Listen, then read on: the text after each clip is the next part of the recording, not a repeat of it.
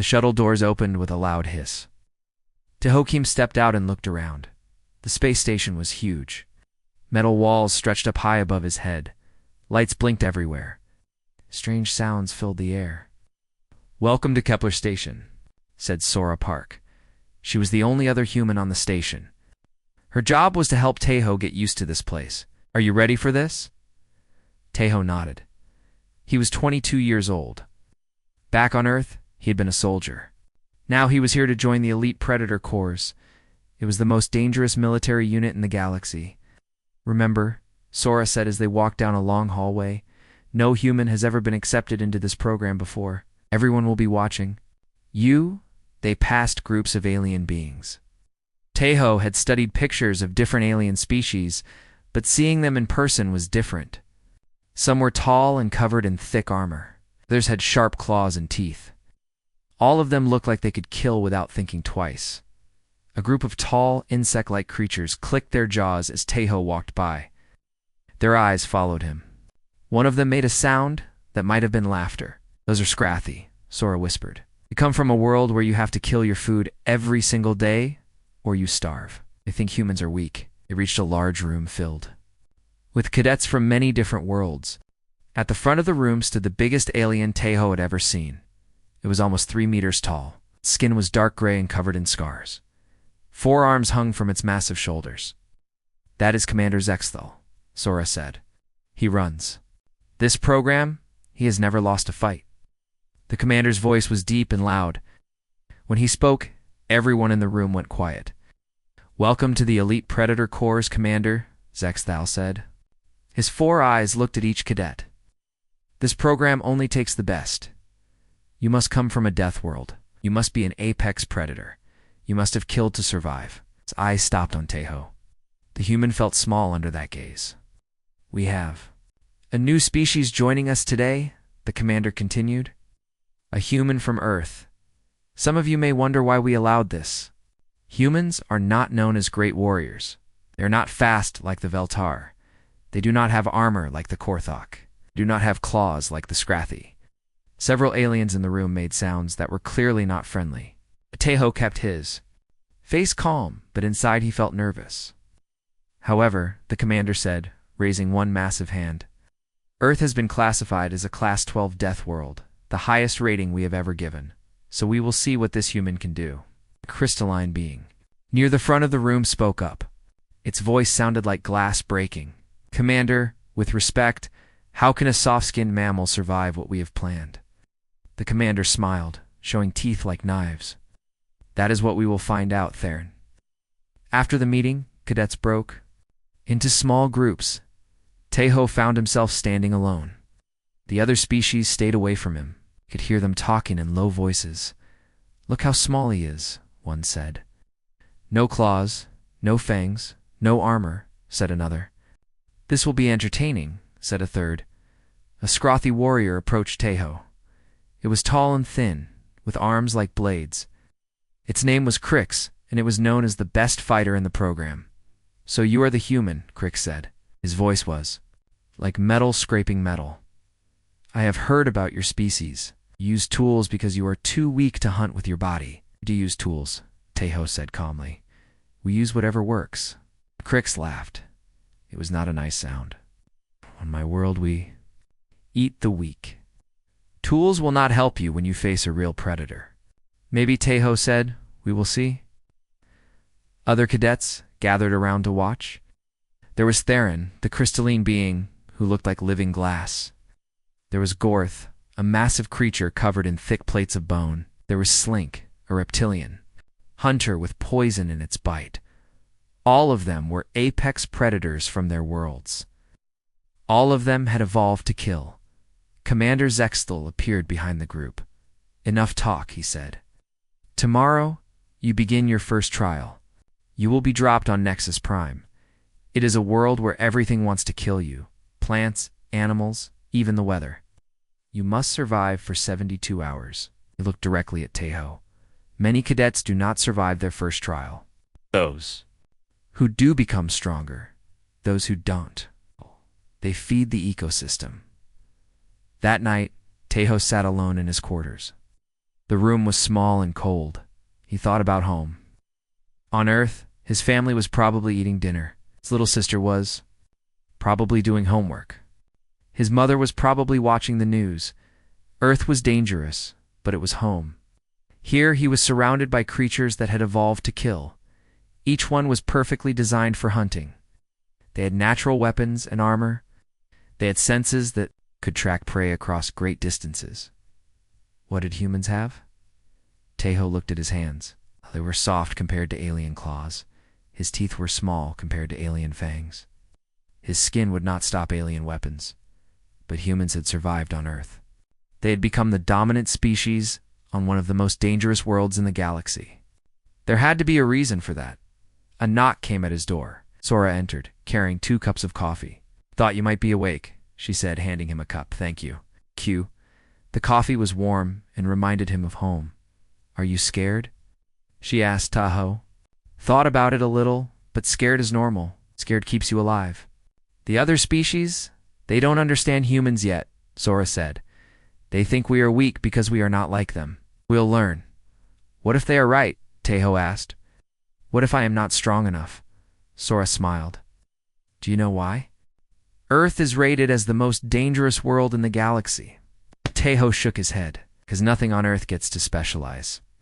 Every other death world has 1 or 2 major threats. Earth has everything. Earth ages, volcanoes, earthquakes, floods, droughts, diseases, and thousands of different predators. To survive on Earth, you cannot be the fastest or the strongest. You have to be the most adaptable. She stood up to leave. "These aliens are specialists, Tejo. Each one is perfect for their world, but you come from a world that taught you to survive anything." After she left, Tejo lay on his narrow bed.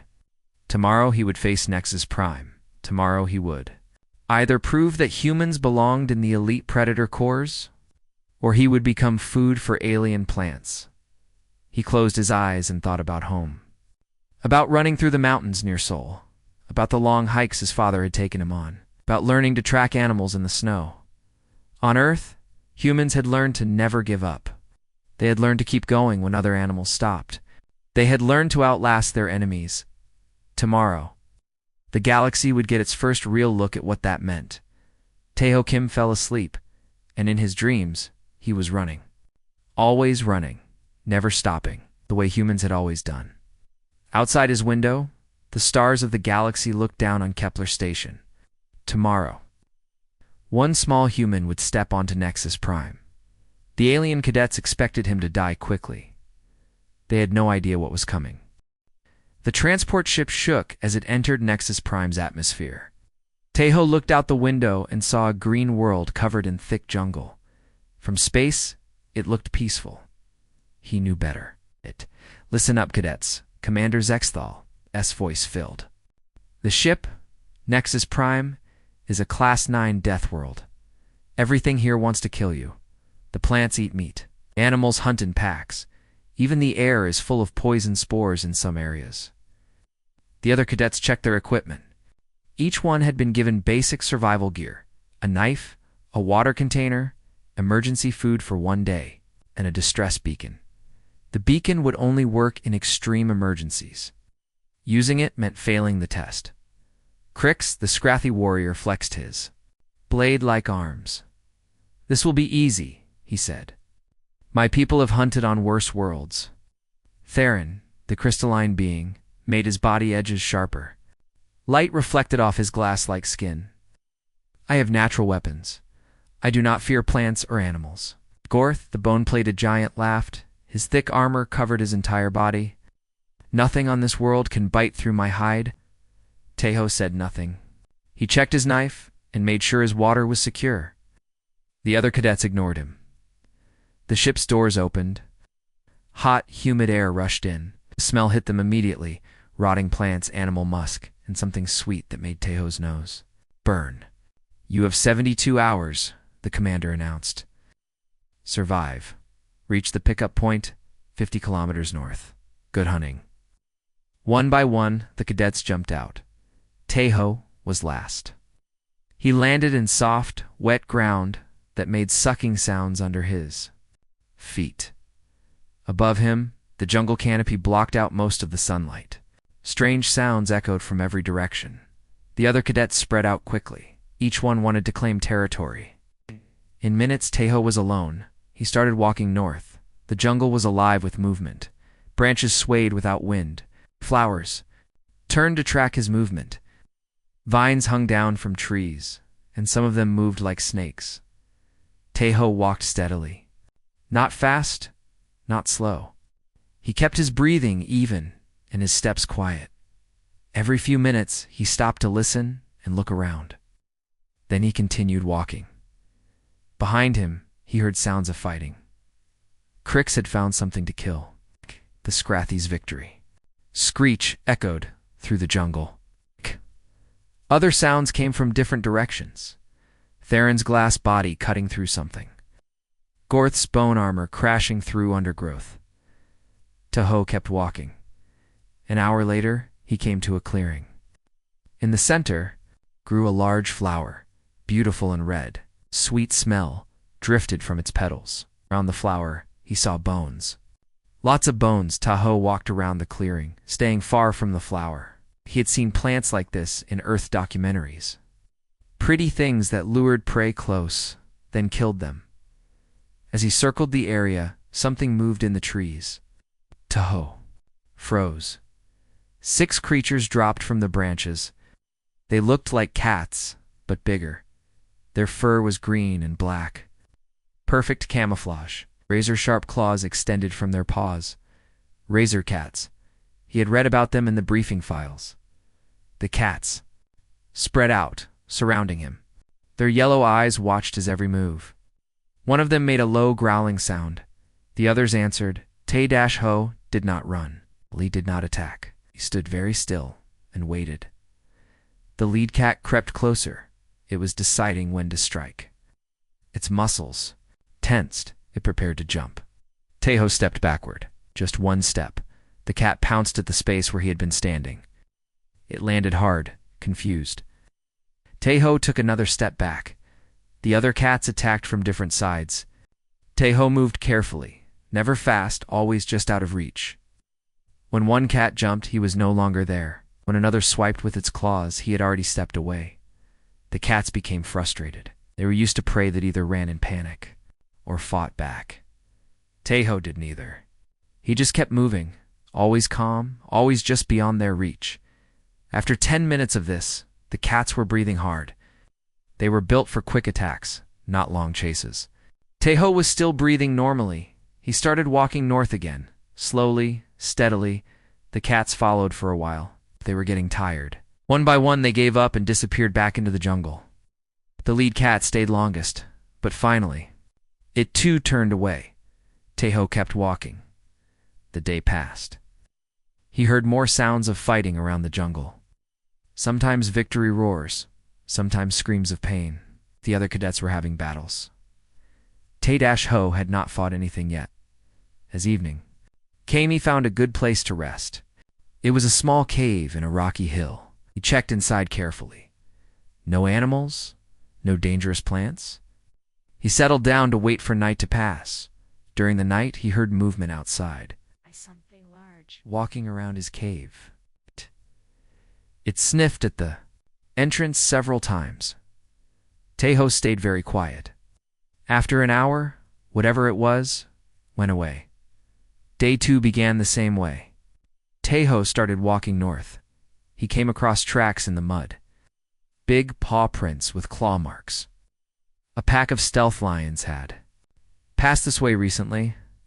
The briefing files said these animals were nearly invisible when they hunted. They could kill a Scrathy warrior in seconds. Tejo followed the tracks. It's not because he wanted to fight the lions, but because they were going north too. Following predators was often safer than wandering alone. The tracks led to a watering hole. Tejo climbed a tree and looked down. 7 stealth lions lay in the shade near the water. Their fur shifted colors to match their surroundings. If he had not been looking carefully, he would never have seen them. The lions were resting in the tweet. Heat of the day. They would hunt when it got cooler. Tejo climbed down and started walking around the watering hole.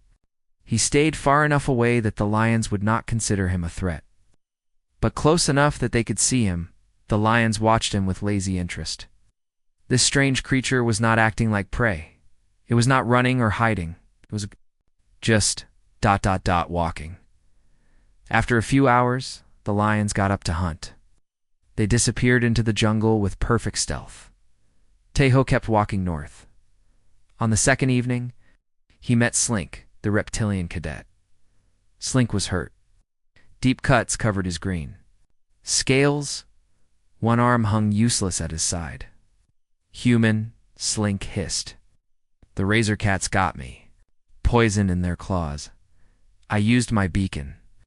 The pickup ship will find you, Tejo said. How are you not hurt? Slink asked. This place is full of killers. I do not fight them, Tejo said simply. Then how do you survive? I walk, Slink stared. At him, that makes no sense. Tejo shrugged. It works. Day 3 was the hardest. The weather changed. Dark clouds filled the sky. Rain began to fall. Not normal rain, acid rain that burned skin and ate through equipment. The other cadets sought shelter. Tejo kept walking. He wrapped his extra clothing around his head and hands to protect them from the acid. His boots started to smoke wear. The rain hit them. His water container developed small holes, but he kept walking north. The rain got worse. Lightning split the sky. Thunder shook the ground. In the distance, Tejo could hear the roars of angry animals seeking shelter. He walked through it all. By evening of the third day, he reached the pickup point. It was a clearing with a metal beacon tower. The rain had stopped, but the ground was still steaming. Tejo was the first one there. He sat down to wait. His clothes were torn. His boots were nearly destroyed by the acid rain. But he was alive and unhurt. An hour later, Crix arrived. The scrathy warrior was limping. His blade arms were cracked. He looked at Tejo in surprise. You were here first? Crix asked. Yes. How? I killed everything that attacked me. I fought my way through this jungle, walked around the things that wanted to fight, Tejo said. More cadets arrived. Theron came next, his crystalline body dulled and chipped. Then, Gorth, his bone armor scratched and dented. Others followed, all showing signs of hard fighting. Of the 12 cadets who had started the trial, only 8 returned. The others had either used their emergency beacons or had not made it at all. When the pickup ship arrived, Commander Zexthal looked at the surviving cadets. His 4 eyes studied each one. They stayed on Tejo the longest. Interesting, Commander said quietly. As the ship lifted off from Nexus Prime, the alien cadets talked about their battles. They described the creatures they had killed, the wounds they had taken, the victories they had won. Tejo said nothing. He looked out the window at the jungle below. Somewhere down there, the stealth lions were still hunting. The razor cats were still stalking prey. The acid rain had stopped, and everything was ready to kill again.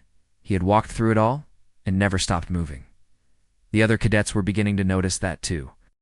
The transport ship approached Cathara, homeworld of the Scrathy.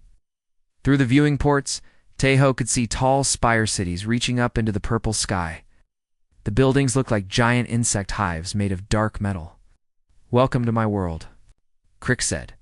His blade arms clicked together with excitement. Here only the strong survive. The weak become food. Commander Zexthal stood at the front of the ship. Your second trial will test your predator instincts. You must navigate the 1,000 Claws Maze. It was built by the greatest Scrathy hunters to train their young. A new figure appeared beside the commander. This was an ancient Scrathy, even taller than Crix. Its blade arms were covered in scars. Its eyes were like black jewels. This is Elder Scrixdel, the commander said. He designed the maze, has killed more prey than any living Scrathy. The elder's voice was like wind through dead leaves. The maze contains my greatest creations. Mechanical hunters, biological killers, things that exist only to hunt and kill. Most who enter do not come out. Tejo listened quietly. Beside him, the other cadets checked their weapons and armor. They looked eager for the hunt. There is one rule, Elder Scrixdale continued. You must reach the center of the maze and retrieve a token. Then you must escape. Anything you meet inside will try to kill you. This is the way of the hunt. The ship landed on a platform high above the maze. Looking down, Tejo could see metal walls forming a complex pattern. Walls were tall and smooth.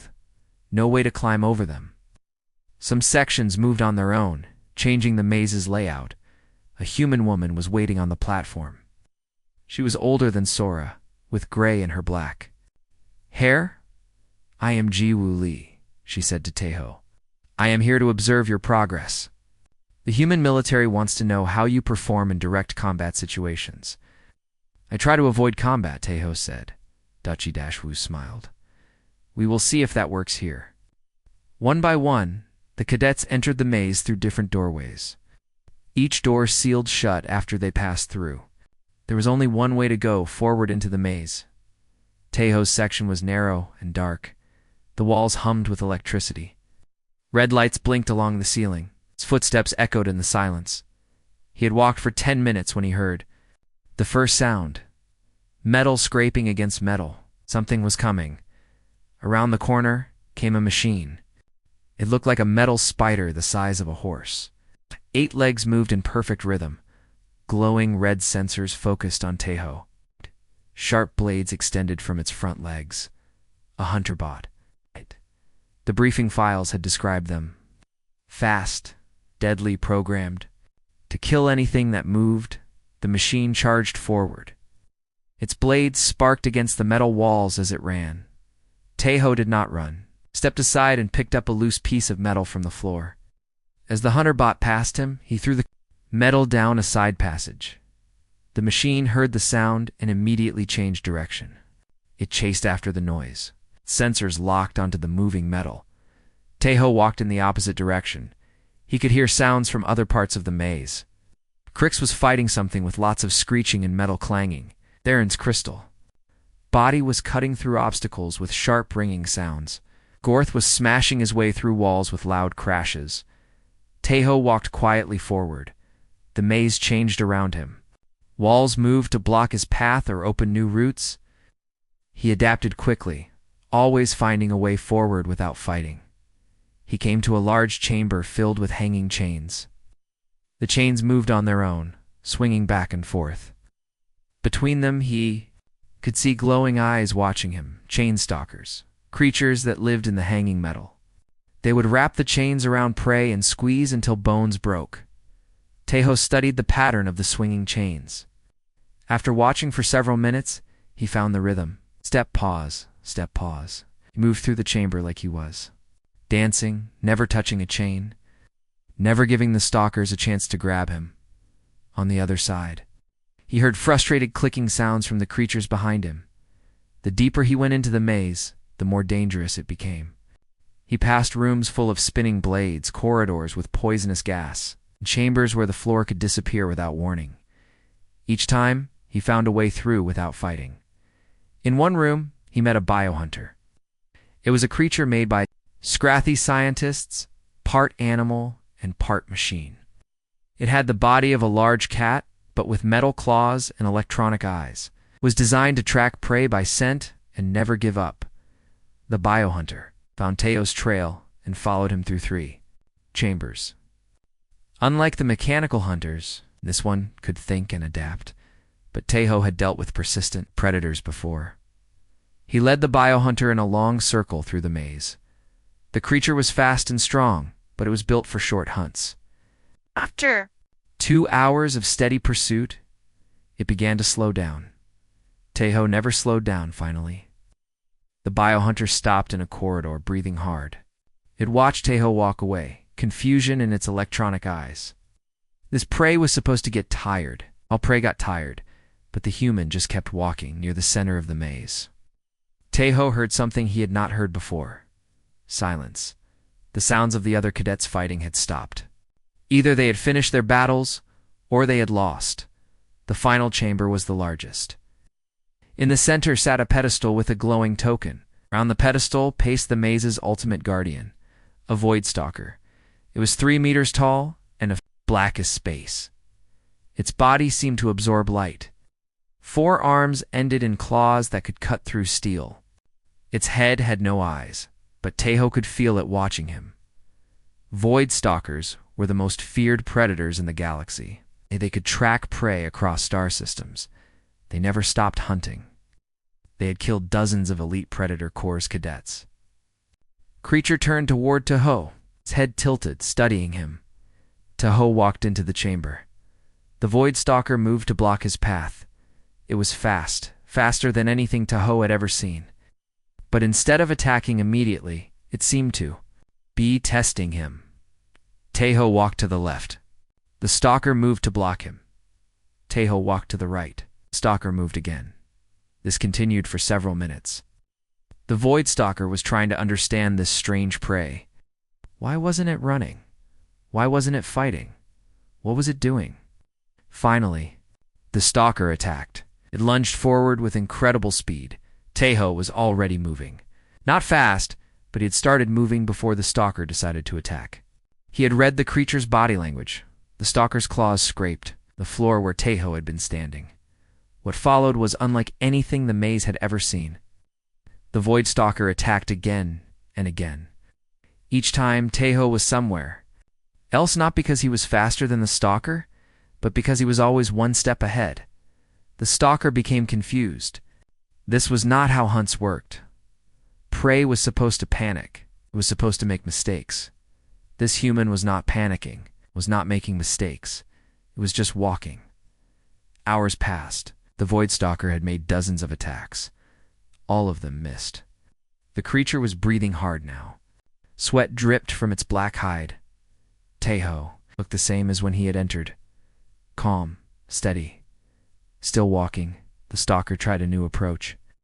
It began to stalk Tahoe slowly, waiting for the perfect moment to strike. This was what Void Stalkers did best, patient hunting. But Tahoe was more patient. He walked in slow circles around the chamber. The Stalker followed, looking for an opening. The human never gave it one. More hours passed. The Void Stalker was getting tired. This had never happened before. Stalkers were endurance predators. They were supposed to outlast their prey. But the human was still walking. Still calm, still ready. Finally, something unprecedented happened. The Void Stalker, the most feared predator in the galaxy, stopped hunting. It sat down in the middle of the chamber and watched Tahoe with what could only be called respect. Tahoe walked to the pedestal and picked up the token. The Stalker did not move as Tahoe walked toward the exit. The Void Stalker stood up. For a moment, they looked at each other. Then the Stalker stepped aside. Tahoe walked out of the maze. Outside, he found the other cadets waiting. Crix was bandaged and limping. Theron had cracks all through his crystalline body. Gorth's armor was dented and scorched. "How did you get past the Void Stalker?" Crix asked. "I walked around it," Tahoe said. "That is impossible. Void Stalkers never give up. They hunt until they kill." Tahoe showed them the token. It gave up. Elder Scrixtal appeared, moving faster than Tahoe had thought possible for such an old creature. The ancient Scrathy studied the human with new interest. "In 3,000 years, the Elder said slowly, no one has ever made a Void Stalker stop hunting." "What are you?" "I am human," Tahoe said simply. High above them, Jiwuli watched from the observation deck. She was taking notes on a data pad. Her expression was thoughtful. The galaxy's most feared predator had stepped aside for a human who never stopped walking. She had a feeling this was just the beginning. The transport ship flew toward a small gray moon. No cities covered its surface. No lights sparkled in the darkness. It looked dead. "Whisper Moon," Commander Zexthal announced. "Your final trial?" Tahoe looked out at the barren landscape. Rocky plains stretched in all directions. Strange rock formations rose like fingers toward the black sky. "This moon has low gravity," the commander continued. "Sound travels much farther than normal. A whisper can be heard from kilometers away. And something lives here that hunts by sound." Giwu Li stood beside Tahoe. She had been studying him since the maze trial. Her notes filled several datapads. "Phase wraiths," she said quietly. "I have read about them. They can become solid or ghost-like at will. They have never failed to kill their prey. Elder Scrixdal was also on the ship. The ancient Scrothy had insisted on watching this final test personally.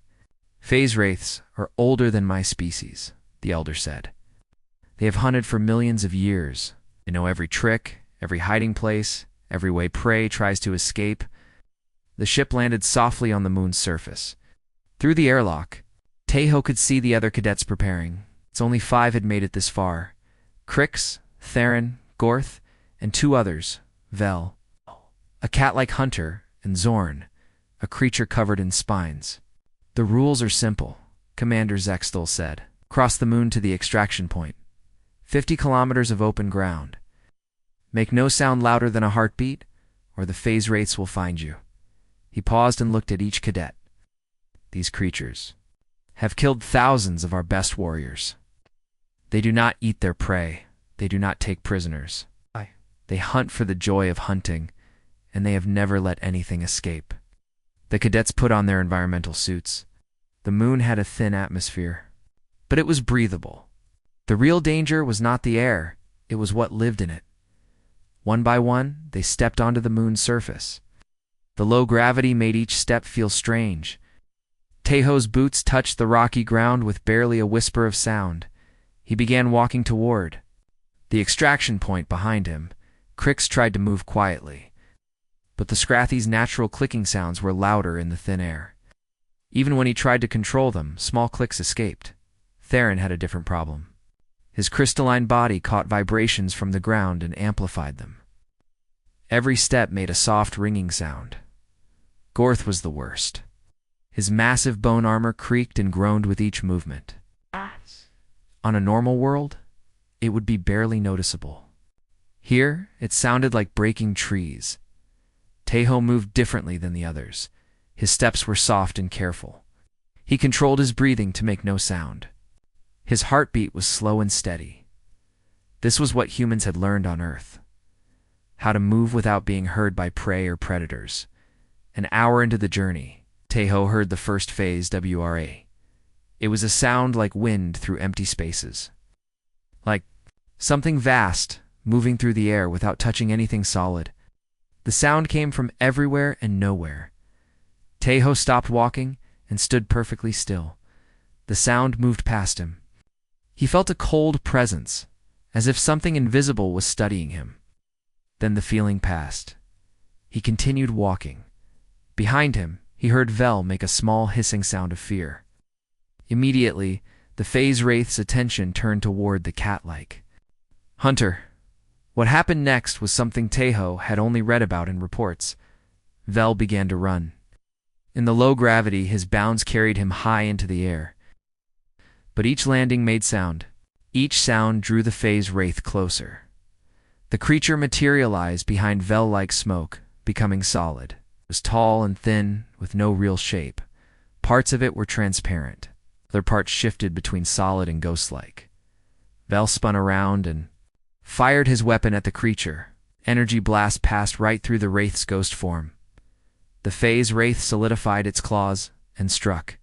Vel's scream was cut short. Then silence returned to the moon. The other cadets heard what happened. Fear made them move faster. But moving faster meant making more sound. Zorn, the spine-covered hunter, tried to cross a field of loose rocks. Hiss. Nervous movements sent pebbles rolling. The small sounds echoed across the landscape. Another phase wraith appeared. Zorn tried to fight. His poisonous spines shot out like arrows. They passed through the creature's ghost form and clattered on. The rocks beyond. The wraith solidified and killed him quickly. 3 cadets left. Crix was smart. He found a cave and hid inside, waiting for the phase wraiths to lose interest. But his clicking was getting worse as stress made him lose control. The sounds echoed inside the cave. What should have been a safe hiding place became a trap, a phase. Wraith flowed into the cave like liquid shadow. Crix fought bravely. His blade arms moved faster than ever before. But you cannot cut something that can become immaterial at will. 2 cadets left. Theron tried a different approach. He used his crystal body to climb high onto a rock formation. From there, he could see across the landscape. He thought height would give him safety, but the phase wraiths could fly. One rose up from the ground like dark mist. Theron's crystalline body reflected moonlight, making him easy to spot. The creature's solid claws shattered crystal-like glass. One cadet left, Tahoe walked alone across the moon's surface. He had seen each of his fellow cadets die. The phase wraiths were everything the reports said, perfect hunters that had never failed. But something strange was happening. As Tahoe walked, wraiths began to appear around him. Not attacking. Just ... watching. The first one materialized 50 meters away. It floated there, studying him with interest that seemed almost curious. Tahoe continued walking. The phase wraith followed, keeping the same distance. More appeared. Soon, 6 of the creatures were drifting along beside and behind him. They made no attempt to attack.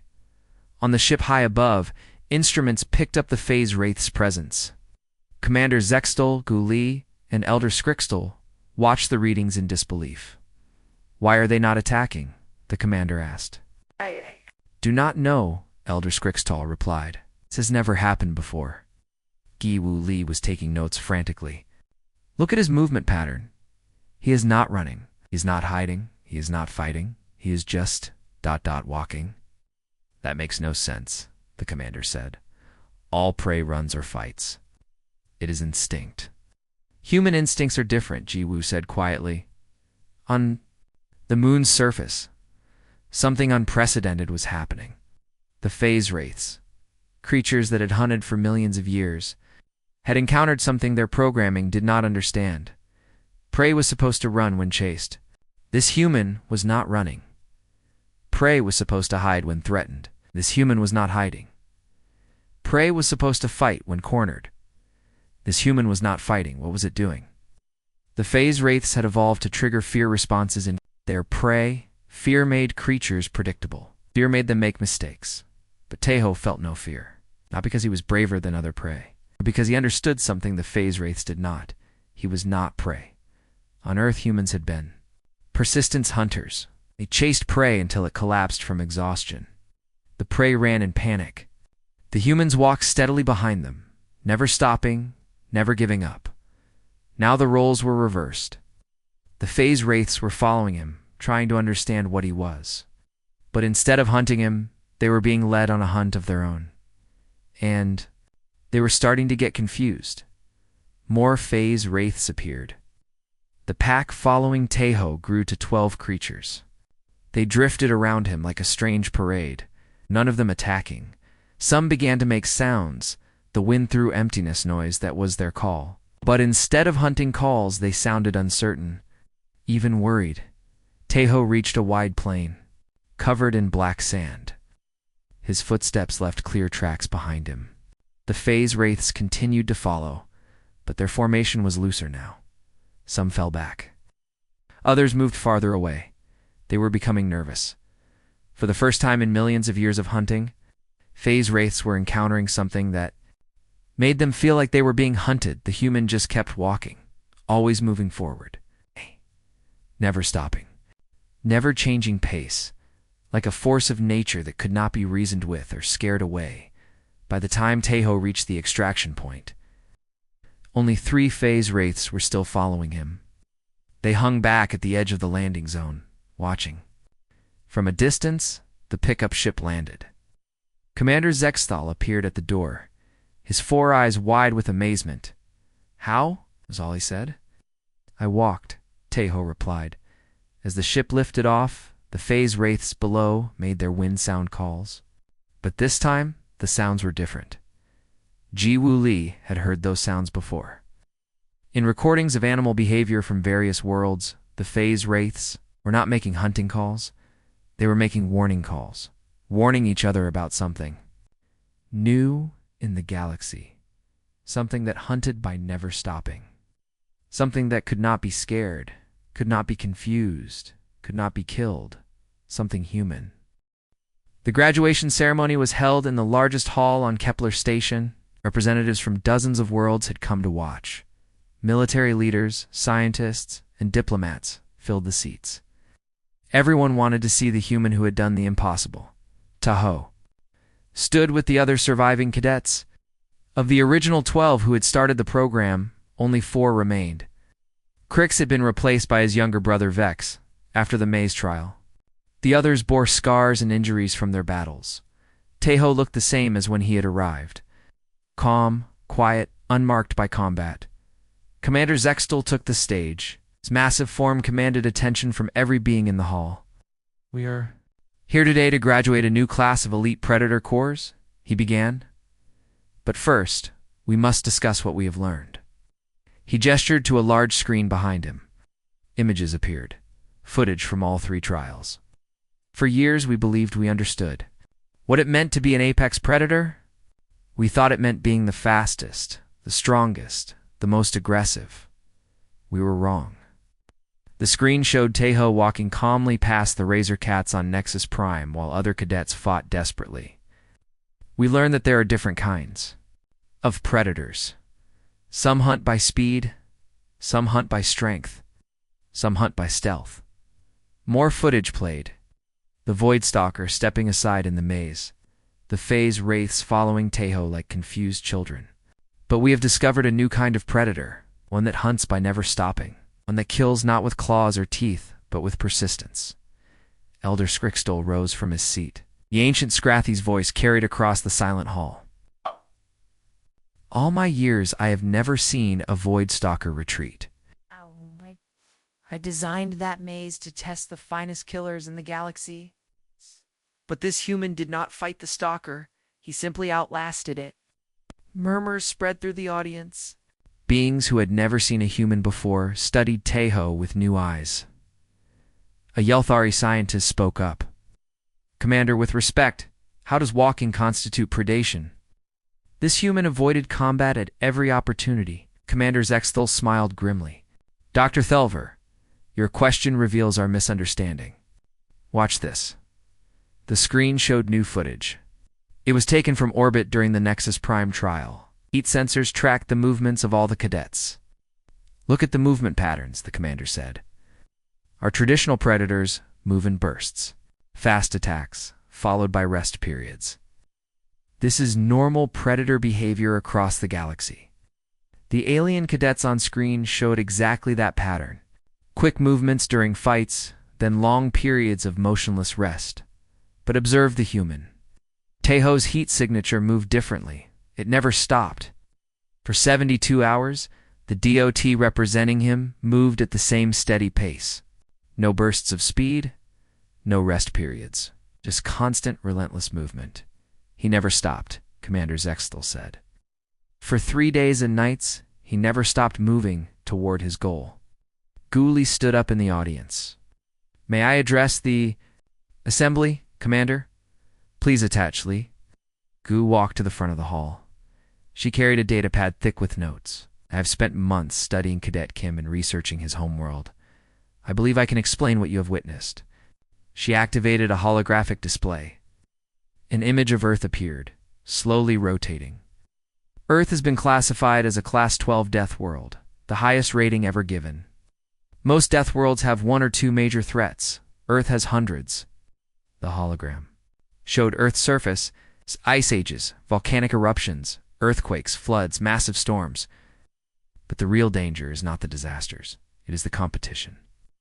On most worlds, species evolve to fill specific niches.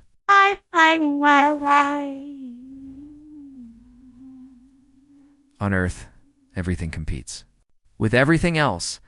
New images appeared: lions chasing zebras, wolves hunting elk, humans tracking mammoths across frozen plains. Most predators are ambush hunters or burst hunters.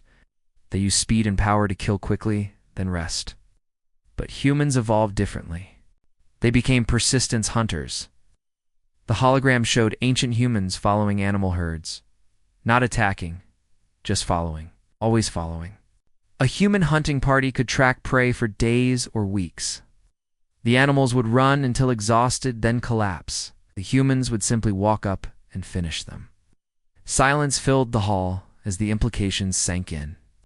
Every predator in the galaxy evolved to trigger fear responses in prey, Giwu continued.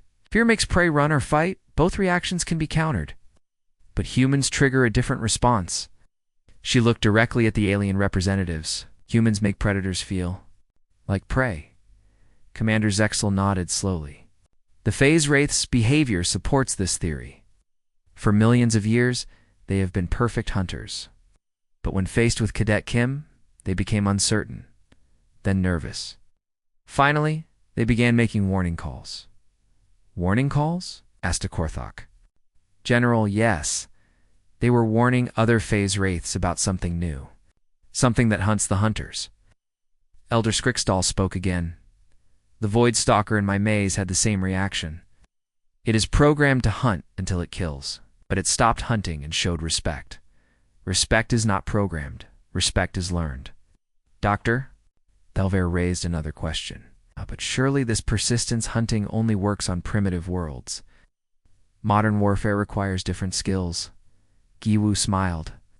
Doctor, what is the most valuable quality in modern combat? Superior firepower? Advanced technology? Reliability? Giwu said. The ability to keep going when others stop? To never quit, never surrender, never give up. Oh. She gestured to Taeho. Cadet Kim has demonstrated the ultimate form of reliability. He cannot be stopped by fear, pain, exhaustion, or despair. He simply continues until the mission is complete. Zextal returned to the podium. This changes how we understand warfare. We have always focused on creating better weapons, stronger armor, faster ships. Perhaps we should focus on creating soldiers who never stop fighting. The ceremony continued with the graduation of all 4 surviving cadets. But everyone's attention remained on the quiet human who had redefined what it meant to be a predator. After the ceremony, Taeho found himself surrounded by military leaders from across the galaxy. They all wanted to know the same thing. How do you train soldiers to be like humans? You cannot, Taeho said simply. This is how humans evolved. We do not know any other way. General Mordok, a massive Vorthok warrior, studied Taeho intently. Are all humans like you? All humans can do what I do, Taeho replied. We call it being stubborn. That evening, Taeho sat alone in his quarters, preparing to return to Earth. His mission was complete. He had proven that humans belonged in the elite predator corps. A knock came at his door. Commander Zextel entered, ducking to fit through the doorway. I have a question, the commander said. When you were facing the phase wraiths, were you not afraid? Taeho thought about it. I was afraid. Fear is normal. But fear does not change what needs to be done. And what needed to be done. I needed to reach the extraction point. So I walked there. The commander shook his head in amazement. So simple. Yet no other species in the galaxy thinks this way. Maybe, Taeho said. Or maybe they just never had to learn. The next morning, Taeho boarded a transport ship back to Earth. But he was not traveling alone. 3 alien cadets had requested permission to train with humans on Earth. They wanted to learn persistence hunting. Crix's brother Vex was among them. I want to understand how you made the Void Stalker respect you, he said. I did not make it respect me, Taeho replied. I just kept walking. Eventually it understood that I would never stop.